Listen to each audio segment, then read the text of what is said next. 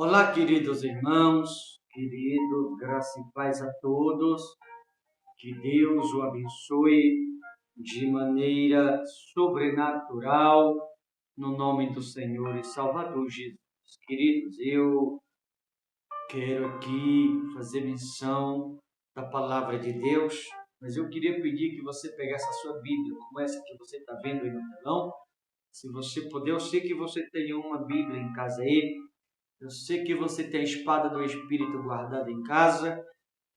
Eu queria, por gentileza, se possível, que você o pegasse, porque eu quero aqui fazer uma viagem celestial na companhia do Espírito Santo de Deus. E por que eu vou fazer hoje uma viagem celestial na companhia do Espírito Santo? Porque tem muita coisa dentro da Escritura que a gente precisa conhecer mais a fundo. E há muitas pessoas, acredite você, carecendo ou perecendo. E por esta finalidade, muitas pessoas têm deixado se levar por muita teoria, quanto na prática não é o que na teoria vemos. Porque teoria é uma coisa, prática é outra coisa. Na teoria, tem muita gente seguindo a Cristo. Na teoria. Só que na prática, poucos são discípulos. Repito, na teoria há muita gente seguindo. Mas na prática, poucos são discípulos de Jesus. Por isso que eu quero fazer aqui uma viagem celestial pela Escritura. E eu queria que você me acompanhasse nesta viagem. Aliás, eu convido você a fazer essa viagem comigo dentro da Escritura, passo a passo, em cada livro, em cada passagem onde eu vou te levar. E ao fim desta viagem, todos que estão me ouvindo, e você possa fazer uma análise. E ao fazer essa análise, que você venha se dar conta. Óbvio que tem aqueles que estão seguindo o verdadeiro evangelho. Eu não posso deixar de mencionar isso. Mas há muitos me ouvindo que estão seguindo teoria na prática. Então, como eu falava ao final desta mensagem, que você possa fazer uma análise e se perguntar se você está seguindo Jesus na teoria ou se você está seguindo na prática. Se você está sendo um verdadeiro discípulo ou se está enganando a si mesmo. Por isso eu queria que você me acompanhasse nesta viagem. Seria importante. E ao fim você se reavaliasse. Tá bom? Livro de Gálatas, capítulo de número 1, a partir do versículo 3, aonde diz assim: Graça a vós outro e paz da parte de Deus nosso Pai e do nosso Senhor Jesus Cristo, o qual se entregou a si mesmo pelos nossos pecados, para nos desarraigar deste mundo perverso, segundo a vontade de nosso Deus e Pai. Veja que a Bíblia menciona que Jesus ele se entregou a si mesmo para nos desenraigar ou nos desenraizar da perversidade do mundo. Quando a Bíblia menciona a perversidade do mundo perverso, a Bíblia está fazendo menção que o seguidor de Cristo, ou precisamente o verdadeiro discípulo, ele não pode ter nenhum vínculo ou nenhuma participação com relação à perversidade do mundo lá fora. Mas se você observar, vivemos tempos, dia ou épocas, aonde infelizmente estão se pregando um evangelho liberal, que aceita tudo. O evangelho que aceita mau testemunho, mau exemplo, escândalo, é o mundo em alguns lugares, é o evangelho liberal que aceita tudo. Mas aqui de cara, logo no versículo 4 do capítulo 1 de Gálatas, ele se entregou por nós para nos desenraizar da perversidade do mundo. O que significa que o pecado estava enraizado. Aliás, ainda está enraizado no coração de muita gente. E o fato do pecado ainda estar enraizado no coração de muita gente, muitas pessoas a mente está fechada, está bloqueada. É como uma porteira trancada de cadeado e não há um jeito de abrir isso. Por isso, muitas pessoas têm deixado se levar pela teoria e não a prática verdadeiramente da palavra. Como diz aqui a seguir, diz assim no versículo 6. Admira-me de que estáis passando tão depressa daquele que vos chamou na graça de Cristo para outro evangelho.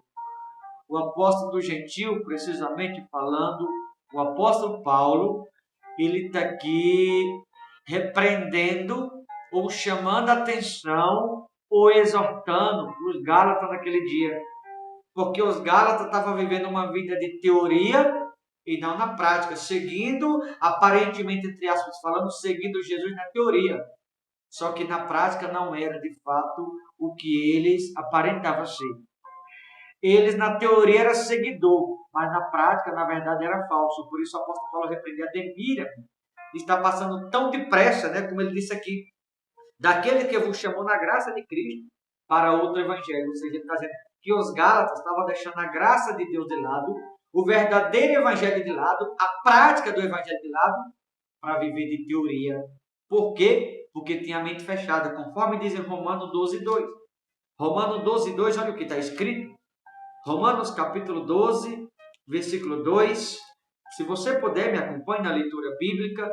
Diz assim: e não vos conformei com este século.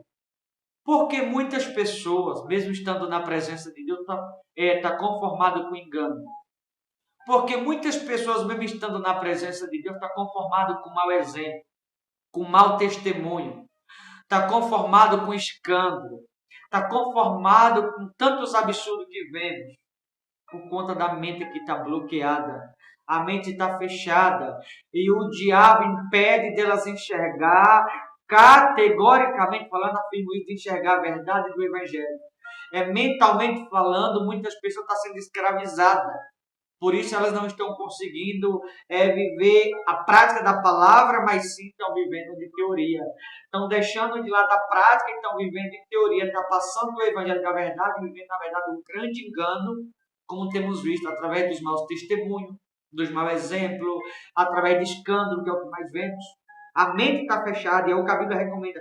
Não vos conformei com este século, é como se tivesse conformado. Mas transformai-vos pela renovação da vossa mente. Percebe? Tem a mente transformada e renovada, diz aqui no versículo 2, para que experimenteis qual seja a boa, agradável e perfeita vontade de Deus. Em outras palavras, alguém só pode saber qual é a boa, agradável e perfeita vontade de Deus quando passar pelo processo de transformação e de renovação da mente, precisamente falando, viver a mente da nova criatura. Porque aqui em 1 Coríntios, né?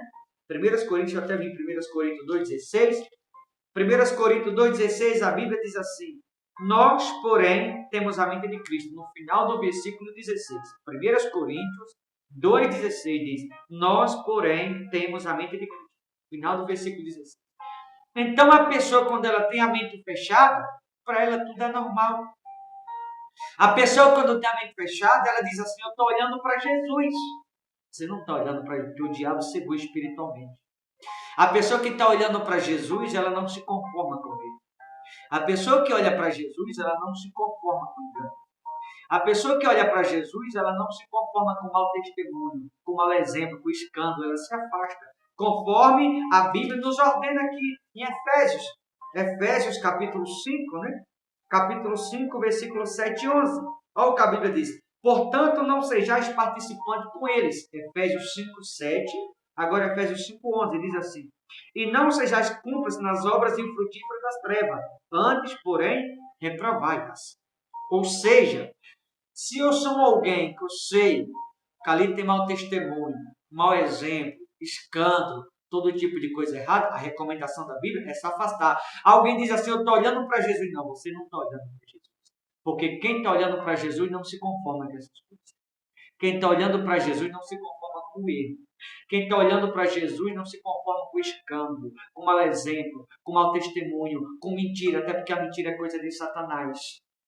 Então, se você está me acompanhando na Escritura, eu estou te mostrando aqui como o diabo cega as pessoas, como o diabo engana as pessoas, como o diabo induz as pessoas ao erro.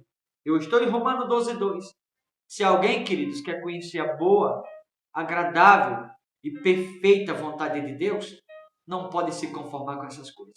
Porque aquele que está conformado com essas coisas não vai conhecer a perfeita vontade de Deus jamais. Vai passar a vida inteira mentalmente sendo escravizado e nunca vai entender de fato qual é o verdadeiro evangelho de Jesus.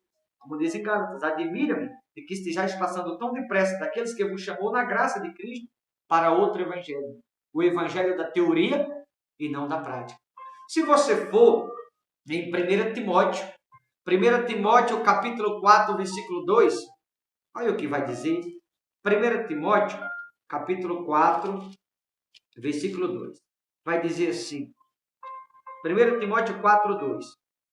Pela hipocrisia dos que falam mentiras e que têm cauterizada a própria consciência. Ou seja, a pessoa que ela vê mau exemplo, mau testemunho, escândalo, engano, até roubo, adultério, e ela permanece, significa que essa mente está com a mente cauterizada, a mente está tão fechada que está cauterizada. 1 Timóteo, capítulo 4, versículo 2. Porque a pessoa que tem a mente aberta, a mente esclarecida, não vai aceitar jamais esse tipo de coisa errada que a gente vê nos dias atuais, que vai se afastar, não vai aceitar. Então, a pessoa que aceita a mente ou a consciência cauterizada, a mente fechada, precisa orar, precisa acordar para a vida, precisa pedir direção a Deus e se dar conta de que está vivendo de teoria e não na prática. Se você começar a fazer uma viagem na Bíblia, em 2 Timóteo também, 2 Timóteo capítulo 3, versículo de número 16, 2 Timóteo 3,16, olha o que vai dizer. Toda a Escritura é inspirada por Deus, útil, preste bem atenção nesse versículo, útil para o ensino, repreensão e correção para a educação na justiça. Então, o Evangelho não da teoria. O Evangelho da teoria prega só bênção. O Evangelho da teoria prega só o que as pessoas querem ouvir. O Evangelho da teoria é o Evangelho que agrada as pessoas. Ou, precisamente falando, o Evangelho da teoria é aquele que leva as pessoas a perder a salvação. Mas o Evangelho da prática, o qual é o Evangelho de Jesus, o Evangelho da graça, é aquele que dentro da pregação da mensagem traz o ensino, a repreensão, a correção e a educação por meio da justiça de Deus. O Evangelho da teoria é aquele que prega o que as pessoas querem ouvir. Mas o Evangelho da prática, que é o que salva, esse vai ensinar, repreender, corrigir e educar por meio da justiça de Deus. Então, o Evangelho da teoria é o que prega, só o que as pessoas querem ouvir. Mas o da prática é aquele que traz ensino, traz a repreensão e a correção e a educação, né, por meio da justiça de Deus. Se você continuar viajando na Bíblia, e você for no livro de Colossenses, por exemplo, Colossenses 2:21, deixa eu ir em Colossenses 2:21. Colossenses 2:21. Eu falei que eu ia viajar um pouco na Bíblia. Colossenses, capítulo 2, versículo de número 21. Vai dizer assim, 2:21 de Colossenses. 2:21. Diz assim, livro de Colossenses. Olha o que está escrito. Não manuseis isto, não proves aquilo, não toqueis aquilo outro. Está se falando do cristão não ter envolvimento com o mundo, né? Não manuseis isto, não proves aquilo, não toqueis aquilo. Ou seja, não pode ter participação no mundo lá fora. Não pode tocar nas coisas do mundo lá fora. Não pode ser participante nas coisas do mundo lá fora. Segundo os preceitos e doutrina dos homens. A recomendação da Bíblia. Pois todas estas coisas com uso se destroem. Ou seja, todo cristão, queridos, que na qualidade de cristão participa das coisas do mundo lá fora, essas coisas com o tempo acaba destruindo essas próprias pessoas a quais se tornou participante delas. Então o crente não deve ter nenhum envolvimento com o mundo.